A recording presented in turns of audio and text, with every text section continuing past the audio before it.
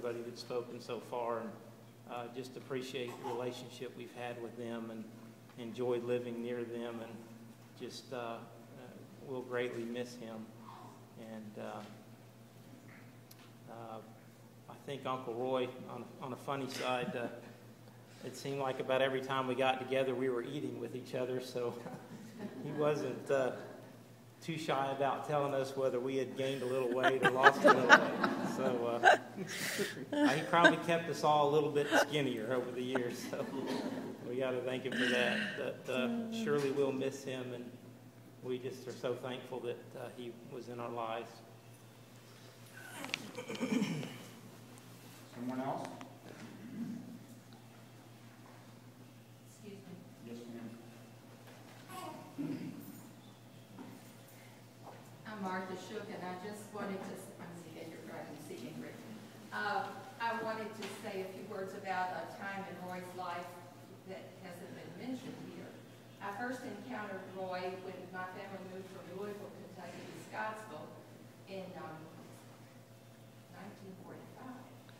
And at that time, I guess I encountered him first in 5th grade.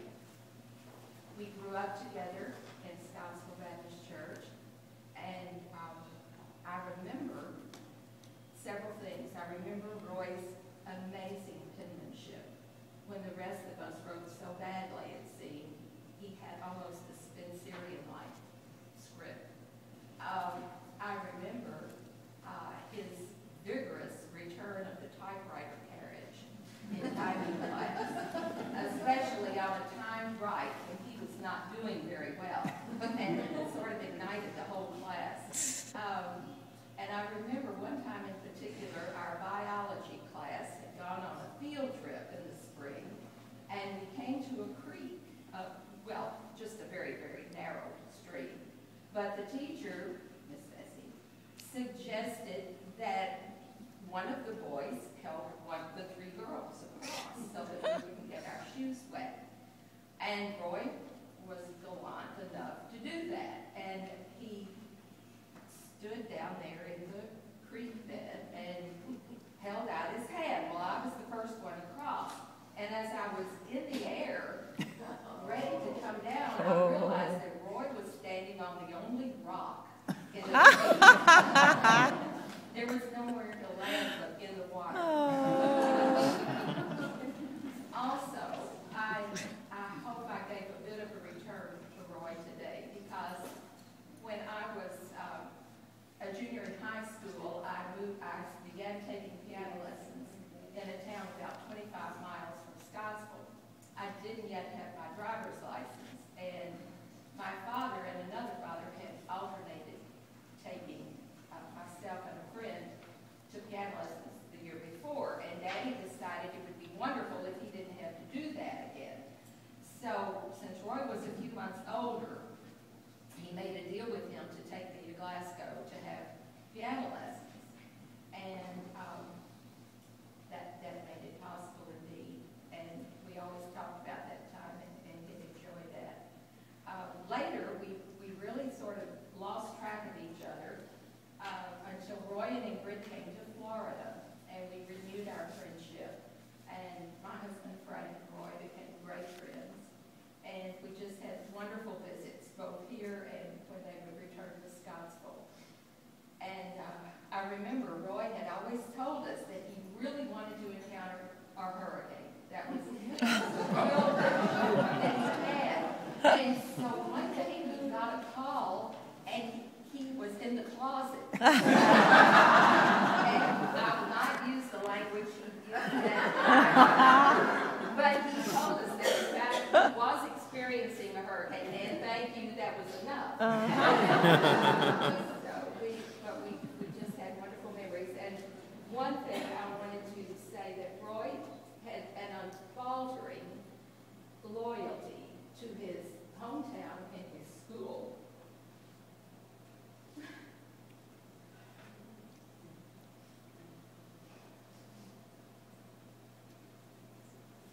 And when we were planning our 50th anniversary, he would call and make sure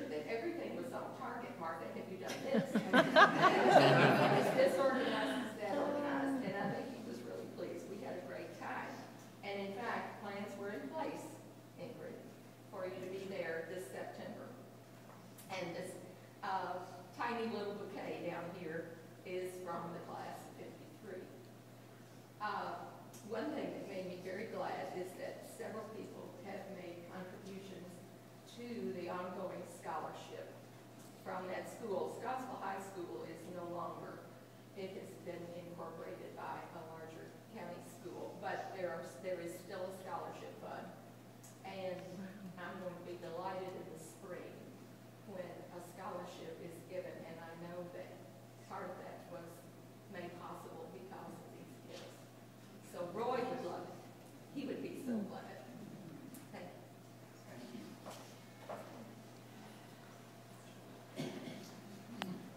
Anyone else? I'll stand up and say a few words about our Balmoral community. There's many, many people here from where I live. And everybody's going to miss that tall, lanky man. And I loved hearing the comments where he was very outspoken. He was. And I met Roy and Ingrid. Well, I met Roy first, actually. I think everybody meets Roy first.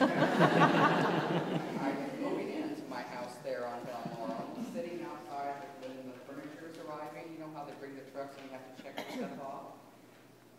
And a lot of people know I have sort of long hair and I wear it in braids. And so I'm sitting there checking off this furniture, and here comes this man, his cut-offs and his T-shirt, and comes up to me and he says, "I'm Roy, your neighbor."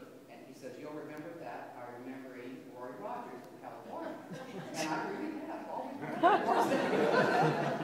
And then he flips my braids up and he says, "And what Indian tribe do you come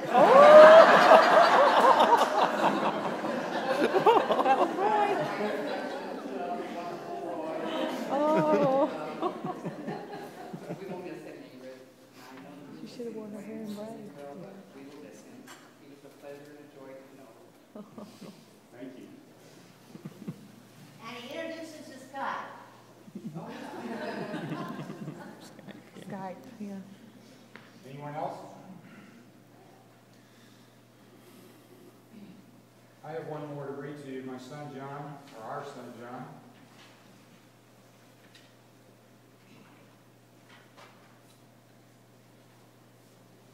He wanted very much to be here. But he emailed me some things to read. My great Uncle Junior, if you don't know, I used to call him Uncle Junior. So it was easy for my children to do that. My first memory of this fun-loving man was when I was about 5. He and his wonderful wife, my Aunt Ingrid, were crazy enough to take my 2 older brothers, my older sister, and me to the Rose Bowl parade in Pasadena. What a time we had. It was cemented in my mind then that my Uncle Junior was cool and a lot of fun. He always had that great smile, a playful tickle, pinch, or hug, and plenty of joking around. As I grew up from that 5-year-old memory of my Uncle Junior, I've come to realize that I was a lot like him. Probably why we bonded so early in my life. I was the youngest son of 5 siblings. You know, Roy was number 5 in his family. There were 6, but he was 5th. John was number 4 in ours, but still, you only had one more behind him like Roy did. It happened to be girls. What that's all about. Anyway, I was the youngest son of 5 siblings. I loved to be a jokester. I tried to be charming. I was very independent. I became a salesman. I loved to travel. I always spoke my mind. That sounds a little bit like you, doesn't it? I enjoy nice things that last, like fine furniture and art, and I even married a beautiful older woman, too.